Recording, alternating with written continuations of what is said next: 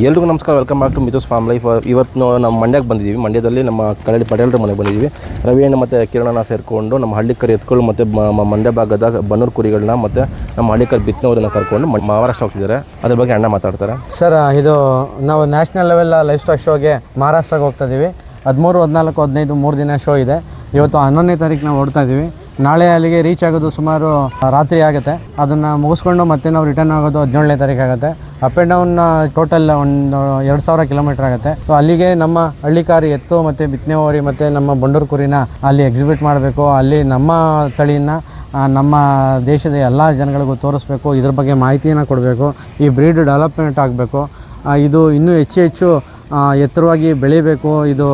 ಇದರ ಬಗ್ಗೆ ಮಾಹಿತಿ, ನಮ್ಮ ದೇಶಿ ತಳಿಯ ಮಾಹಿತಿ ಎಲ್ಲರಿಗೂ ಗೊತ್ತಾಗಬೇಕಂತ ಹೇಳಿ ಇದಕ್ಕೆ ಸಂಬಂಧಪಟ್ಟಂಥ ನೇಮ್ ಬೋರ್ಡ್ಸು, ಇದಕ್ಕೆ ಸಂಬಂಧಪಟ್ಟಂಥ ಇನ್ಫಾರ್ಮೇಷನ್ ಬೋರ್ಡ್ಸ್ ಎಲ್ಲನೂ ನಾವು ತೊಗೊಂಡು ಕ್ಯಾರಿ ಮಾಡಿಕೊಂಡು ಇಲ್ಲಿಂದ ಎಲ್ಲ ಪ್ರಿಪ್ರೇಷನ್ ಮಾಡಿಕೊಂಡು ಪ್ರತಿಯೊಂದೂ ನಮ್ಮ ಹಳ್ಳಿಕಾರ್ ಮತ್ತು ನಮ್ಮ ಬಂಡೂರನ್ನ ನಾವು ಅಲ್ಲಿಗೆ ತೊಗೊಂಡೋಗಿ ಪ್ರೆಸೆಂಟ್ ಮಾಡ್ತಾ ಇರೋದು ನಮಗೆ ತುಂಬ ಖುಷಿ ಇದೆ. ಇದು ನ್ಯಾಷನಲ್ ಲೆವೆಲಲ್ಲಿ ನಾವು ಥರದ್ದು ಎಕ್ಸಿಬಿಟ್ ಮಾಡ್ತಾ ಇರೋದು ನಮಗೆ ತುಂಬ ಸಂತೋಷ ಇದೆ. ನನಗೆ ತುಂಬ ಹೆಮ್ಮೆ ಅಂತ ಅನ್ಸಿದ್ರೆ ನಾವು ಕರ್ನಾಟಕ ರೆಪ್ರೆಸೆಂಟ್ ಮಾಡ್ತಾ ಇದ್ದೀವಿ. ನಮ್ಮ ಕರ್ನಾಟಕದಿಂದ ನಾವು ಹೋಗ್ತಾ ಇದ್ದೀವಿ.